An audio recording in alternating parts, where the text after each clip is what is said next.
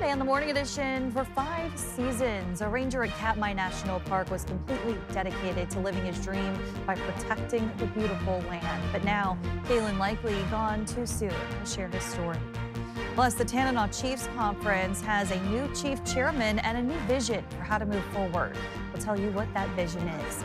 And later, there are many different types of geckos, and many of them are in danger despite the critical role they play in ecosystems everywhere. We'll show you how one place is trying to help spread awareness as the Morning Edition starts right now.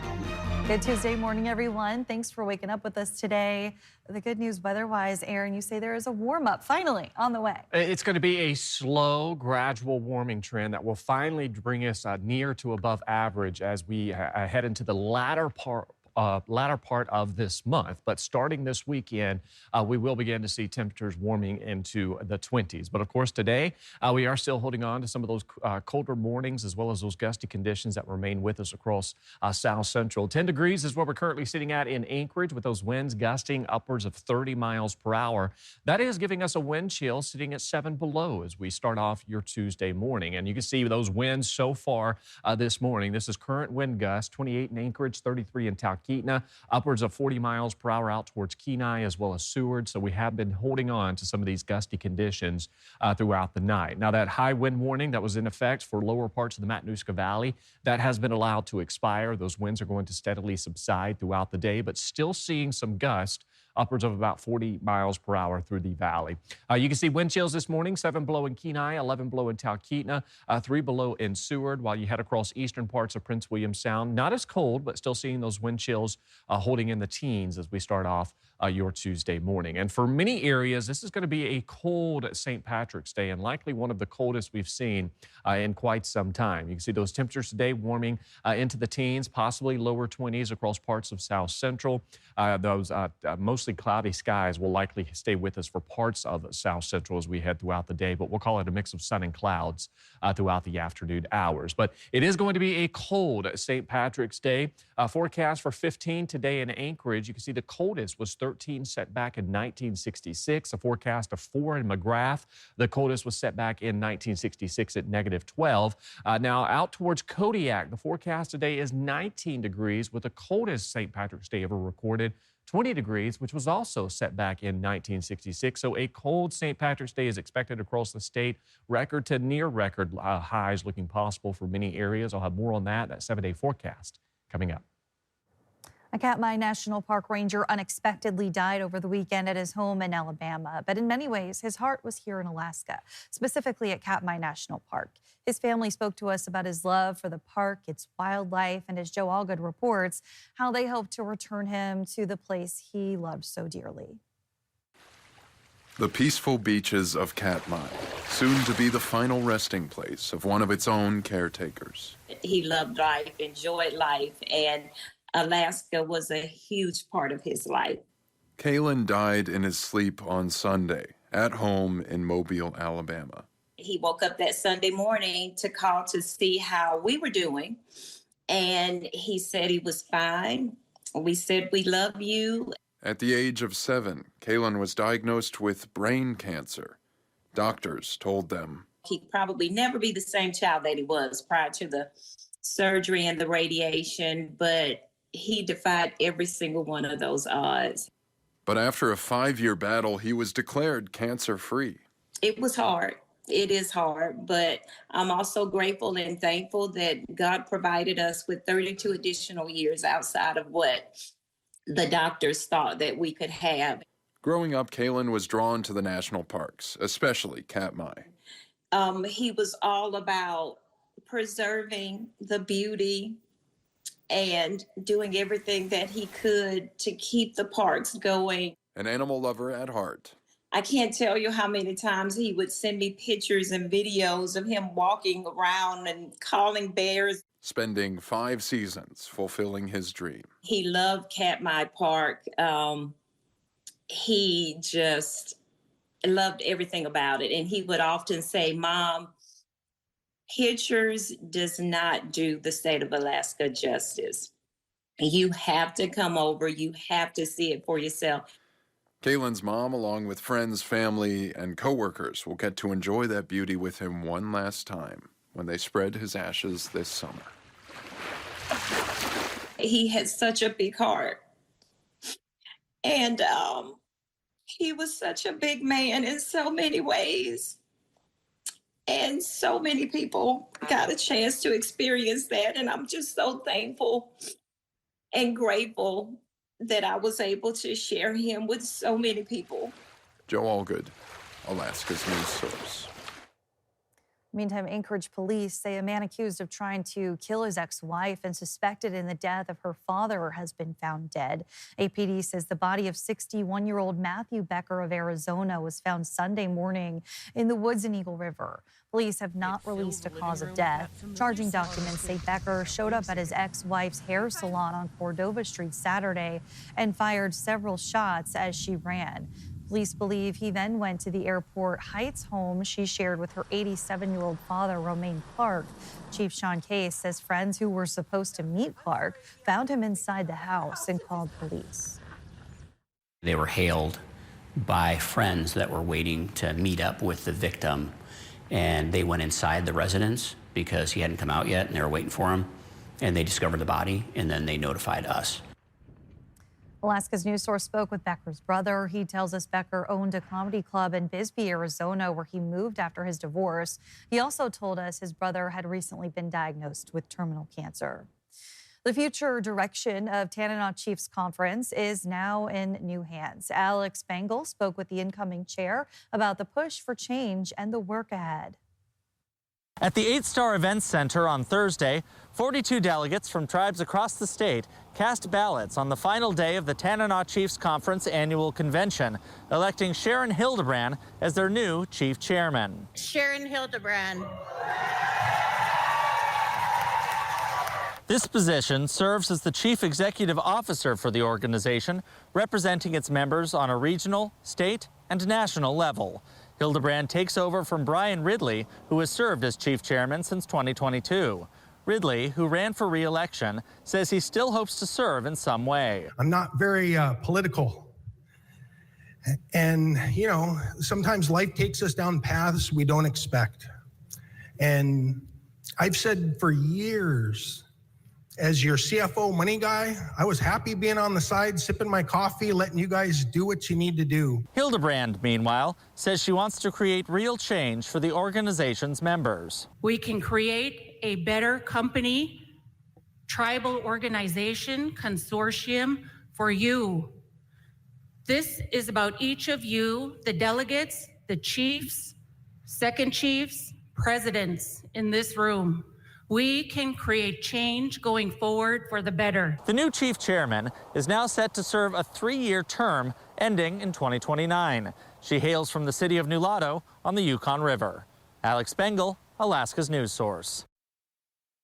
Well, TSA lines are manageable here in Alaska currently, but the partial shutdown is straining airports nationwide, and that could mean longer wait times in the lower 48, adding even more time to already long trips for Alaska travelers. TSA officers missed a paycheck last Friday for the first time during the shutdown. CBS News reports more than 300 TSA employees have quit nationwide, with fewer officers on the job. Call-out rates have more than doubled just as spring break travel ramps up outside. Still, many airports like SeaTac and Denver International are opening food pantries and taking donations to help TSA employees. Just imagine what it's like if you're still going to work and trying to support your family and you don't have those dollars that you normally would in a paycheck. TSA says most of their officers work check to check, earning about $35,000 a year starting out. In Juneau, Will Courtney has us covered with what's happening in the Capitol, his newest political pipeline, talking about the Sullivan-Peltola race and an interesting way that Mary Peltola is raising money. Here's a preview. Fish Madness is this kind of campaign event from Mary Peltola, who's obviously running for U.S. Senate against Dan Sullivan, a very competitive race watched by people across the nation. March Madness just really kicked off last night, actually. Definitely something of a strategic move to make sure that Alaskans who are interested in fish, which is one of her 3 words for her campaign, are getting in front of Peltola's page for it. And we should note, it's a donation page. It's essentially a way to fundraise. Again, you can find that wherever you find your podcast. Still to come today on the Morning Edition, the lead racers of Iditarod 2026 are drawing ever closer to Nome. And for one racer, he's not just running, he's chasing greatness. How Jesse Holmes is looking to cement his place in Iditarod history when we return. Still cold, still holding on to some gusty winds across South Central, but we do see slow warming into the weekend. I'll have more on that, but first at sunrise, 8:09 in Anchorage, 7:07 in Juneau. Your full forecast is next. Welcome back on this Tuesday morning, and happy St. Patrick's Day. Aaron, I would pinch you, but there's a good reason you're not wearing green. Yeah, because, if I was standing in front of the green screen, you'd see everything You'd be invisible. that was showing up on that. The weather graphics. And speaking of that weather, it's still cold across the state. We are going to continue to hold on to these below average temperatures for many areas of the state through the end of the month. With that said, starting this weekend, we will begin to see those temperatures slowly rising across the state. So for many areas, we're still about 20 to 30 degrees below average. So that slow rise will mean that by week's end and on into next week, it will take several days before we see temperatures making a return back near seasonal values. But gusty winds still with us across South Central. That stretch of cold weather is with us across the state. And we've got ongoing snow, persistent snow at that will remain with southeast. Now, when it comes to the winds, it's primarily through the central and eastern Aleutians, as well as here across South Central and parts of Southeast. What's going on? We've got our ridge out towards western parts of the Aleutians, and we've got that area of low pressure in the eastern Gulf of Alaska. There's those northerly winds funneling through the central and eastern Aleutians, leading to those gusty winds. And then, of course, here across South Central, we've got that persistent north to northeasterly flow around that area of low pressure, which continues to lead to some gusty winds. And max winds since midnight have topped out anywhere from about 20 to nearly 50 miles per hour. You can see some of those stronger winds from Kenai, Seward, Palmer, as well as Talkeetna. But we've seen those winds top out at about 45 miles per hour. So the good news is the high wind warning for the lower Matanuska Valley, that has come to an end. Winds are not going to be as strong as yesterday, where we did see some occasional gust up to 70 miles per hour, but we will still see winds of about 40 miles per hour for the rest of your Tuesday. So you can see throughout the day, we're going to continue to hold on 20 to 40-ish mile an hour winds across inland areas of South Central. That persistent area of low pressure in the Gulf of Alaska continuing to provide the perfect ingredients for this setup for these winds. So as we head through the overnight hours, inland areas will begin to see the winds die down. And then as we head into our Wednesday and Thursday, most of the winds will stay confined to coastal areas of South Central, but we are expected to see those wind chills certainly being an issue when we have those gusty conditions. So here over the next couple of days, overnight lows with those winds combined will lead to wind chills bottoming out anywhere from about 10 to 20 below at times. So bundle up as you head outdoors. And again, most of these winds will stay with us into the afternoon hours and then gradually subside as we head through Wednesday. For inland areas. But we are going to see these wind chills continuing to stay near, if not sub-zero values for a good portion of this week. Today, we'll see a high of 4 in McGrath, 1 below in Fairbanks, as well as Utqiagvik, 10 degrees in Nome. Not as cold as what we have been dealing with across the state for a good portion of the last about month. But as we continue to head through March, we are seeing that higher sun angle, longer days, so we are going to see temperatures steadily moderate. Still trending on the colder side as we close out March. With that said, this weekend begins a slow warming trend that will drive many areas out of a deep freeze as we close out the door on March. And we'll begin to see that starting Friday. You can see as the official start of spring, 22 degrees, and then on into next week, those temperatures warm into the mid to upper 20s. Only 2 people in history have done it. Iconic names cemented in Iditarod history, Susan Butcher and Lance Mackey. Now, 18 years later, Jesse Holmes wants to be the third to win his first Iditarod, followed by a back-to-back win. He calls it chasing greatness. Here's your champion of the 2025 Iditarod Sled Dog Race. A historic win on its own, the longest route in Iditarod history from Fairbanks to Nome. 1,128 miles. It's been an amazing 10 days. Holmes sharing with the crowd just how far he'd come. I can think of times whenever I was a young man and I contemplated suicide even, and I was a lost individual and through great mentors in my life and my love for animals, like I've been able to build a life, and I just want to be able to share that with people. But Holmes admits he never allowed himself to celebrate the win because his sights soon became laser focused. I think it's even harder than winning the race is to go and defend this title consecutively. He left the 2026 starting chute in Willow. Go. All right, that's Jesse Holmes. Good luck on the Iditarod race. Come on, everybody. And it didn't take long to take position at the front of the pack. Holmes, bib number 7, was in 7th heaven. That was the most awesome dog run of my life. I mean, those dogs were just incredible. Plus, it's just fun, I'm challenging myself. And when you challenge yourself, you tend to bring the best out in yourself. And the best are awarded often. And you are first to McGrath. Congratulations. This is the Spirit of Alaska award here that you get. Wow. Thank you so much. Checkpoint after checkpoint. Welcome first in. You get the dinner. Yeah, I didn't plan on that. Earning a 5-course meal. Some incredible salmon dip on a nice toasted baguette. Thank you so much. What a treat. 8 hours later, Holmes pulled the snow hook. I'm kind of being a wild card, and it's fun. And it's working out. And Holmes knows firsthand, pushing through life's many adversities can offer perspective.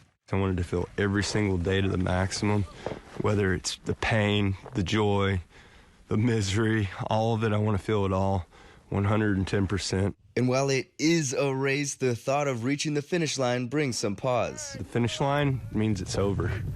So I'm trying to keep that finish line out of my mind, and that end goal of winning. That's just a product of trying to chase greatness. Jordan Rodenberger, Alaska's news source. Meantime, the first ever expedition musher, Kjell Ruka, finished his journey Monday afternoon. Here's the moment the Norwegian billionaire made it to Nome. And here they come.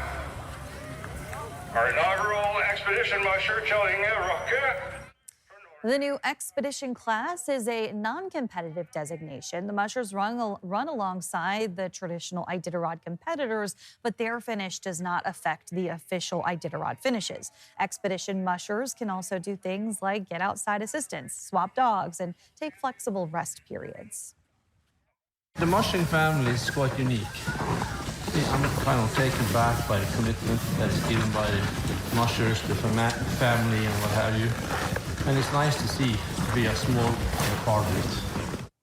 2 other exhibition mushers ended their run. Thomas Varner stopped over the weekend in Unalakleet after the trail committee says one of his dogs were showing signs of kennel cough, or some of his dogs rather. Chief Steve Curtis ended his run in McGrath. You can find more details on the expedition racers on our website. And taking a look at the leaderboard this morning, Jesse Holmes chasing greatness, as he says, in a very strong lead, having checked into White Mountain at 3:10 this morning and is on what some could call the home stretch. Travis Beals and Wade Mars rounding out the top 3. Thanks for listening to our podcast. Click subscribe so you can get the latest podcasts from Alaska's news source automatically. And stay up to date with breaking news and in-depth reporting. Available for free 24/7 with the Alaska's news source app.